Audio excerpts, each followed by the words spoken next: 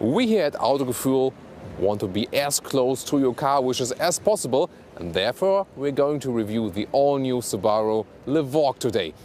Would be the Legacy, the all-new Legacy in the station wagon or estate form, and they now call it Levorg. We're going to explain the strategy, how is it different on each market, and we're going to talk about the exterior, interior and the driving experience, no matter if you want to buy the car, if you already own it, or maybe if you're just interested in the car. We're going to tell you everything about it. Let's go.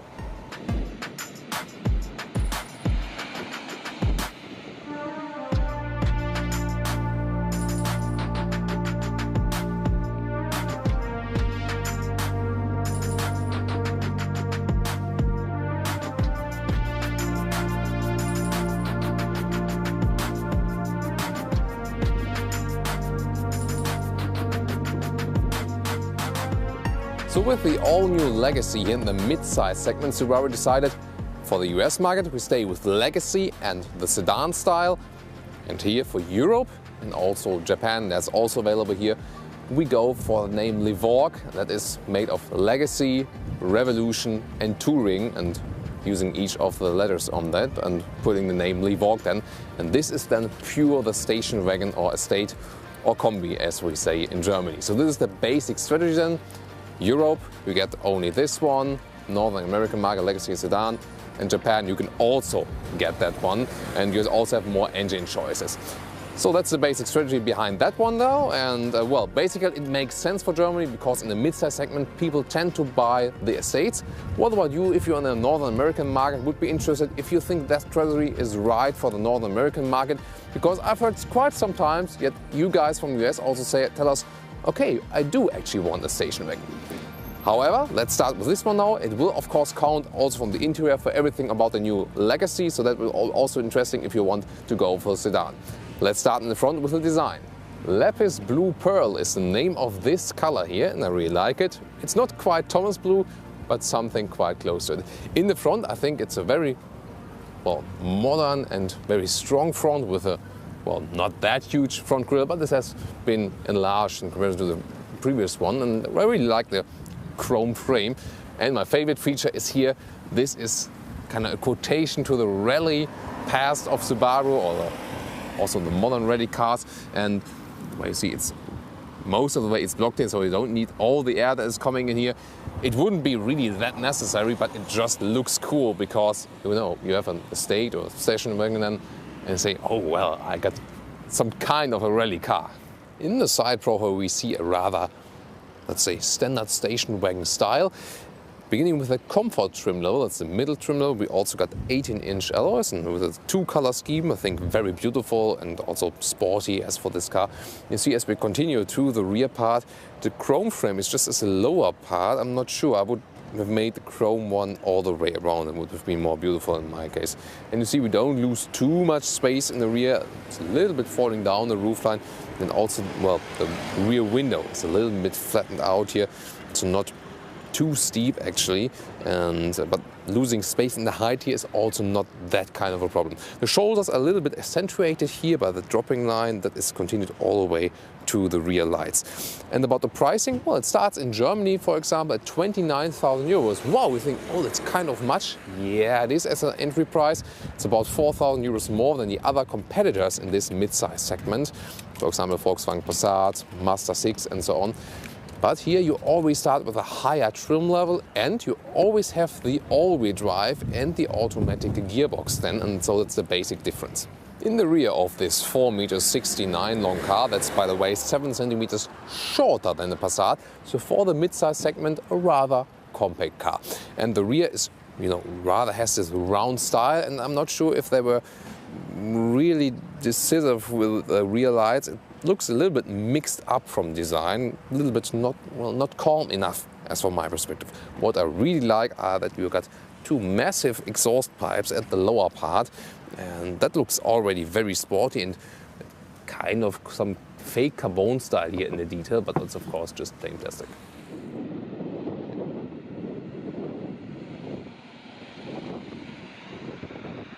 We continue with the engine because this is a very important part of this car, of course. And here Subaru is also going their own way. They are still using flat engines, and Other than that, only Porsche is doing that. In this case, 1.6 liter of displacement, 170 horsepower, with the turbocharger as well. And I can tell you always so far, it has a good performance, and about flat engines in general, well, hardly anyone uses them because they're kind of expensive, but it's said that they are more durable. And Subaru is also quite known for building quite durable cars. And for example, the customer satisfaction is very high always with Subaru. And I guess one of the factors is also that the engines are quite good. If you know more about that or are already Subaru customers, and just tell us why you are satisfied or not satisfied with your Subaru. Tell us in the comments, because then we also get a very interesting feedback for our whole community. In this case, 8.9 seconds from 0 to 100 kilometers. It's quite a good power figure, not too much, but it kind of feels already quite fast in the lower RPM regions, because we have the combination with the CVT here, the continuously variable transmission. It's a very special thing. I'm going to explain more to that while we are driving. So a special automatic gearbox, not a dual clutch, not a classic converter. It's more like, you know, when you're looking at the sand clock, it is going like this, and then, you know, it's not a chain, but when a chain is running over that, in the middle part, it is kind of low, would be kind of low gear, and when it's running over the higher parts, it's kind of like a high gear. You maybe check out some 3D animation about CVT, then you get what I mean. But it's a very interesting concept, definitely.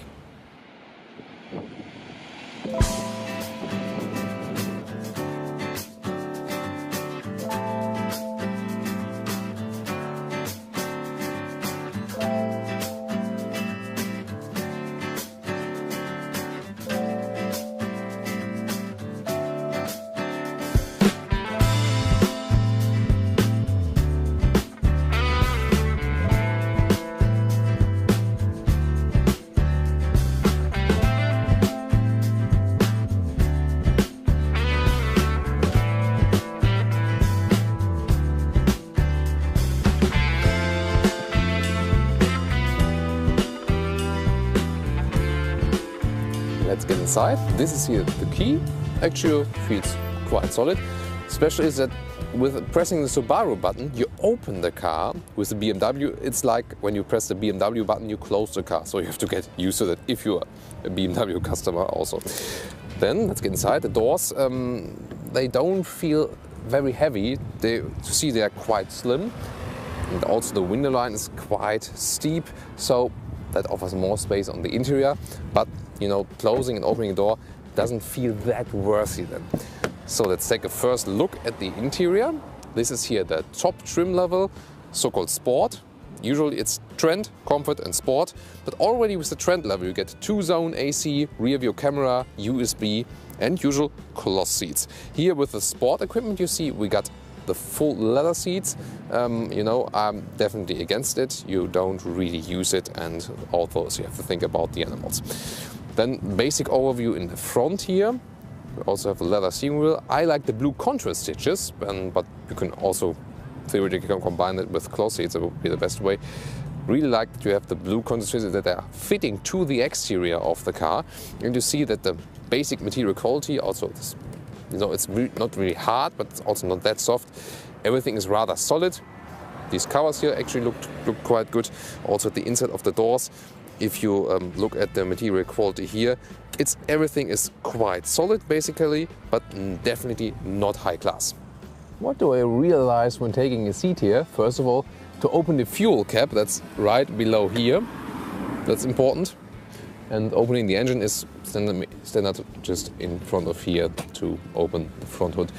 What I really like is what I see at the inside of the doors. I'm not at guess they have used full leather here now, but it's very good as we all have the blue corner switches. This is a nice feature we got there.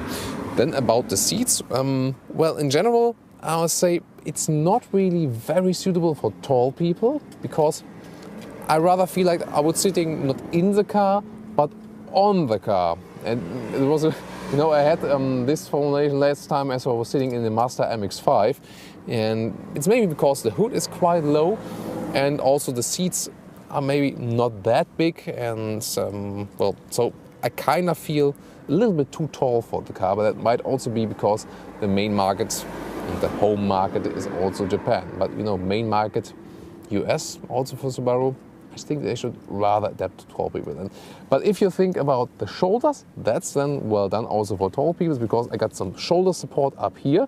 And you see the seat is also high enough. So the seat itself then, the seat form, is actually quite good.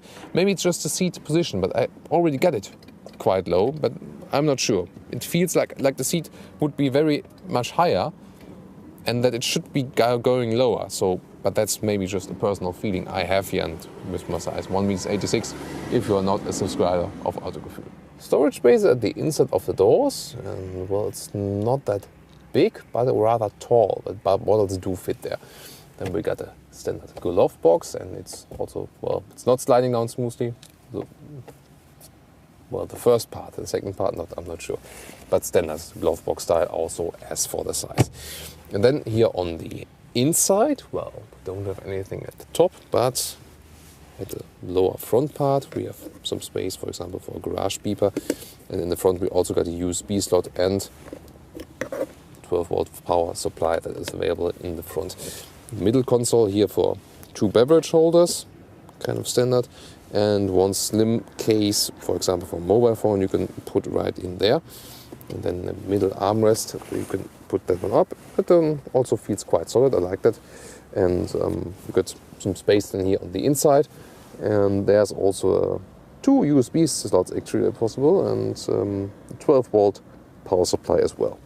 Taking a look at the instruments, when I turn on the ignition, you see they're rather classic analog style, and we got a digital screen on the middle part, and I don't really get why they have split all the screens. I can show you quite soon, because you have the one on the inside there, then you have the second one at the top of the dashboard. There you see it says 10 liters of super fuel on 1 kilometers right now, and you also can see the climate mode and the temperature function there, and you can control it right here.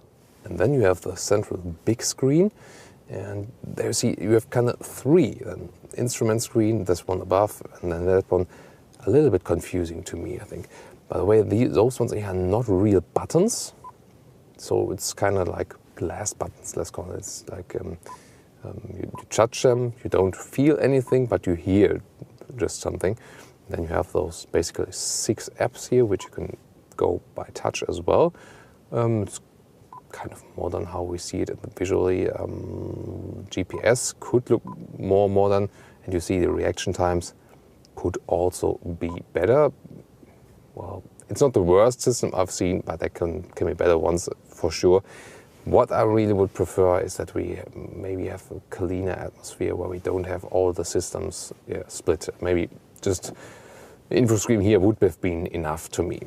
What is quite good that we don't have cheap rubber just around the knobs here for separate vents, for example, vents here and temperature here.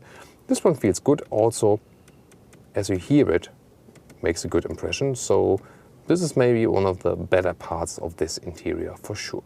In the steering wheel, I really like that. You see it has a sporty form where the sides are a little bit flatter and all the ending and the lower part is flatter. Really liked it. However, all the buttons here, well, 1, 2, 3, 4, 5, 6, 7, 8, 9, 10, it's all full of buttons. I really don't like that. So maybe it would have been when it's more puristic, more sporty, as the usual styling of a steering wheel it is. General cockpit overview then, well, I think it's quite fancy that the middle infotainment unit has this flat glass screen. That looks quite good. Also, as I said, the vents here, this is also from very good quality. Really like that. Also the using of blue contrast stitches everywhere, that is also on the positive side.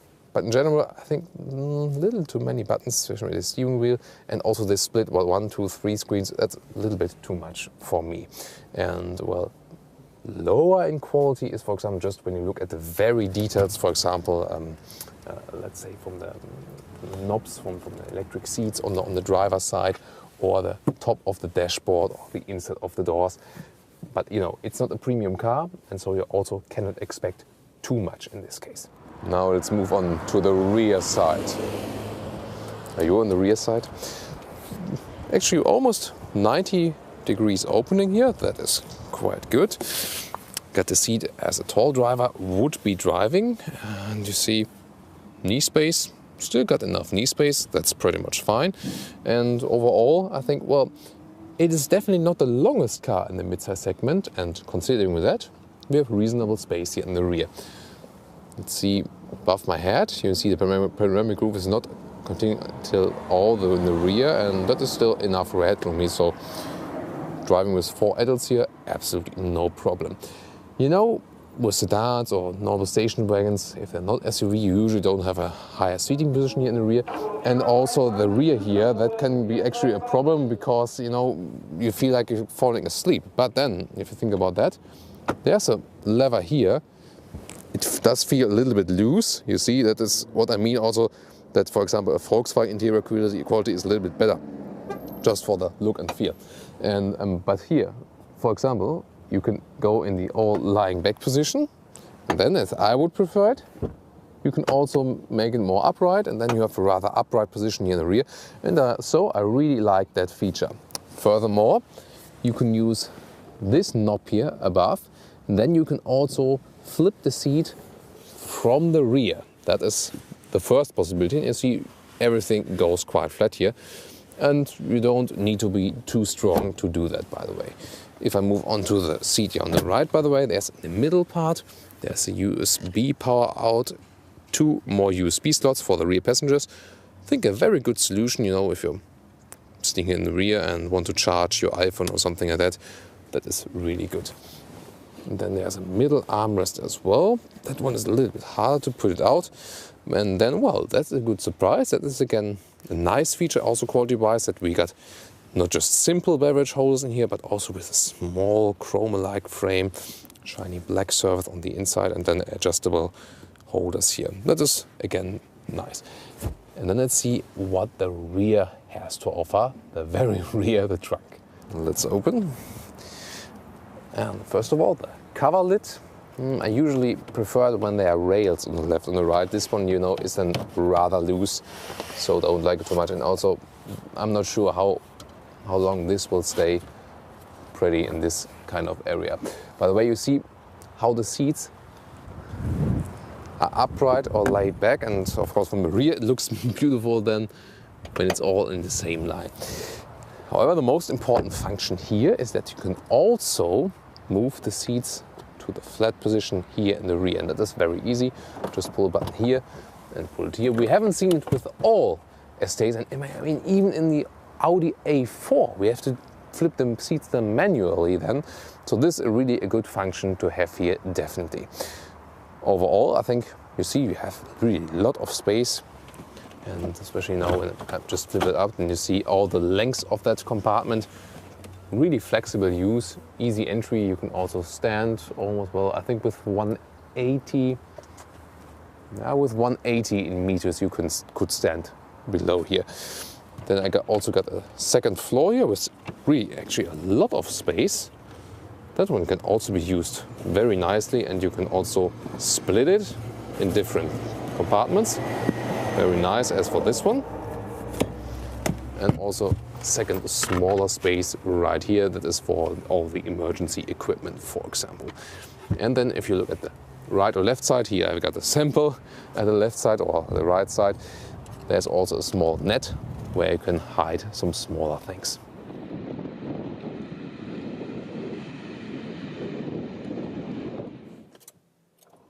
Start our test ride. Turbo petrol engine, flat engine. Oh, when standing still, it's well not that easy to turn the steering wheel, so you have to have a little bit power in your arms. Suspension, I'm already here now. It's very soft, the suspension, definitely. So, well, we know that from other Japanese manufacturers, especially because, you know, Japanese manufacturers, they always calculate with a lot of traffic, for example, though it's a very comfortable at the car. In the German manufacturers, more like, oh, people want it's very sporty cars. It's not you can say one is good or one is bad. It's just about what you want, what's better for you. And you maybe already hear that the engine and the transmission is really special. And I want to show you that because this CVT transmission, it's like that the RPMs rather stay in the same region always. So let's say I accelerate now slowly from say 30 to 60,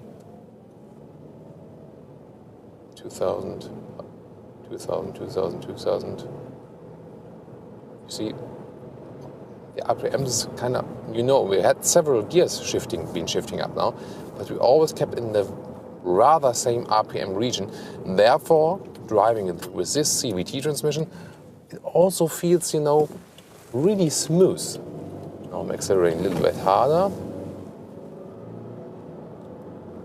And you see, it's also when you're in a higher RPMs region, like around 3000, it's also not that the RPM meter falls down immediately again. So that's already feeling very smooth. How can you compare it?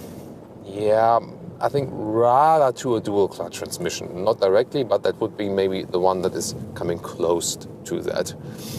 As for the steering, it's not that direct and you don't have a very natural feeling here. So you see, it's a little bit loose, I would say. Not so much is happening.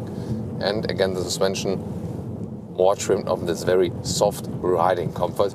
So from steering and suspension, you don't have a sporty ride here. However, the engine does provide a sporty ride, and I'm really keen on that engine because it kind of always delivers you power, and it doesn't feel like that it would just be a 1.6 liter turbo engine, and it feels really like you had more displacement. And you might know how it feels to ride a naturally aspirated V8 engine, for example, with, let's say, 5 liters of displacement. The special thing about this is that you always got the power that's also very, very harmonic that you're going in the front. And kind of the same is happening here. So very harmonic acceleration and kind of power at all times. So really surprised and very convinced also of this engine, definitely, for sure. Well, from sound here, not the best sound, I must admit. Sometimes when you really push the RPMs, then it can feel, sound a little bit awkward. But the general characteristic, really nice. And, this is really something very special on the market.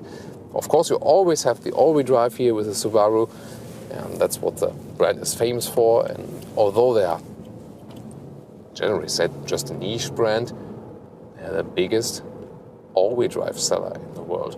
And that's because they really say it's an all-wheel drive at all times, kind of. That's a really interesting factor. Also, the start-stop function is available here, which I'm usually not a fan of. And consumption will be land about 10 liters on 100 kilometers. We've shown you that before as well. So the overall riding characteristic, just turning off the turning indicator for a second.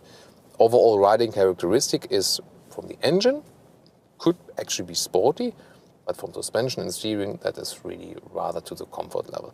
Again, I have this feeling that I'm kind of sitting on the car, but that also has some advantages because I have very good visibility, especially to the front and also to the side of the car. Again, the window line is very steep, so I directly see where the car is ending at kind of every angle. Also, when I'm turning backwards, I have very good visibility to all of the sides, and that definitely speaks for the car, especially when you want to move it inside the city then. So that's also a very good thing.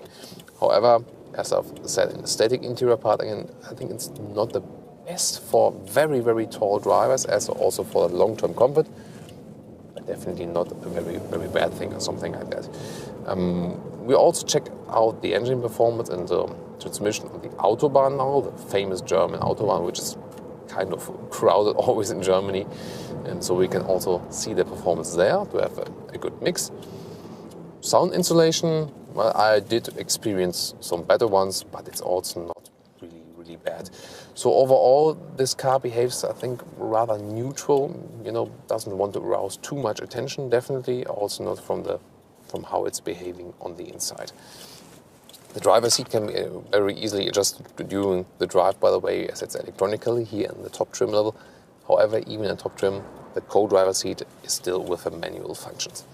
So now going on the motorway. Could be happening more from the steering wheel than I'm going here. I can, for example, also use the shifting pedals here. That is also possible. Down or up. And I can also use the manual mode in the from the middle automatic gear control stick. I can put in manual there, and then it definitely stays at the manual. But let's first keep it in D, and now let's accelerate on the Autobahn, see how the performance is. Let's say 60 to 120. Let's go now.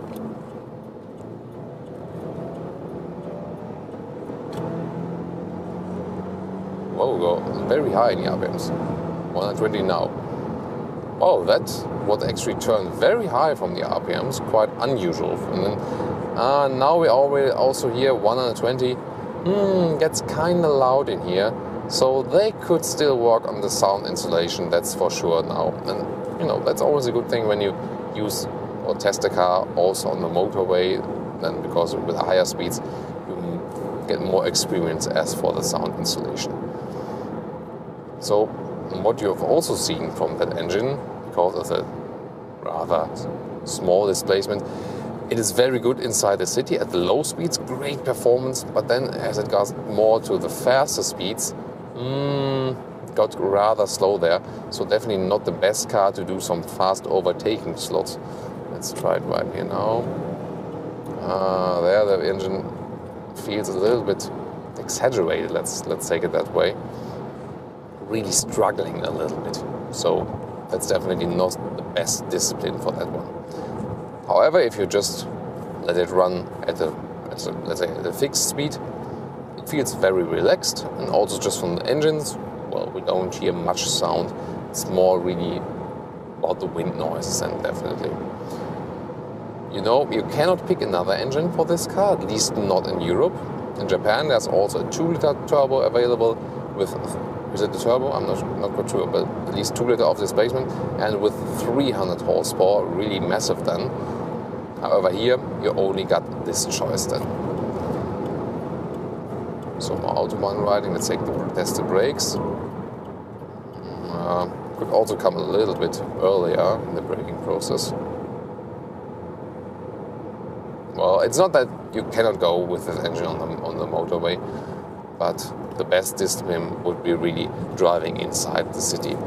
When I'm going for some steering tests now at higher speeds, yeah, the car is starting to, let's say when in German terms, we would say it starts to swim a little bit, and you know, some wobbling around, and then again, it's stressed that you rather have this comfortable riding position and not necessarily the most sportier one. So for the long-term run, especially if you're not too tall, a good comfort car, but you cannot expect a sporty ride, then you would actually have to go for another brand or for another Subaru model. You know, there's also the very famous WRX STI, and well, maybe we'll test that one at a later stage. That's it for the driving of the Levorg or Legacy station wagon here so far. Driving should of course be kind of identical. It doesn't really mean anything if you're driving the sedan or the estate version. The driving characteristics will always be the same.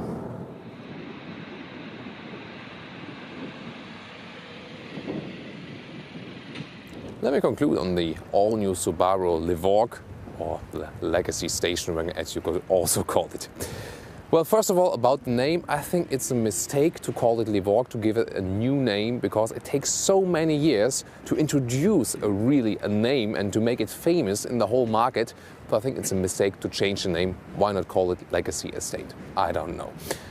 Then, just for the basic exterior, I really like this rally air intake here in the front. That's my favorite part. Other thing, the side profile and rear is to me just rather mediocre. Or what's your opinion about that one? The interior quality is basically solid, but it cannot keep up with the current competitors in this class, as for my opinion. However, from driving, well, it's rather soft suspension. Fast riding is not really that suitable for steering nor suspension, but really convinced of the engine, had a lot of fun with this turbo flat engine and also the CVT transmission. You have to get used to it a little bit, but then it's also very fun to ride. So if you had a sportier setup with this car, I think this transmission could even do better then. So, and about the general perspective on the car, I think, well, the price in Germany is kind of high also if you compare it to the competitors. Yes, you get more serial equipment, but here it is very hard and therefore they're also struggling a little bit with their cars. However, the cars are rather less expensive in the US and therefore Subaru also has a lot of success in the US. Looking forward to your feedback to the car, exterior, interior and driving experience, and about your experience with Subaru in general. Then we can also share some opinions and experience on the brand here. Thank you very much for watching Autogefühl. We see us at the next episode.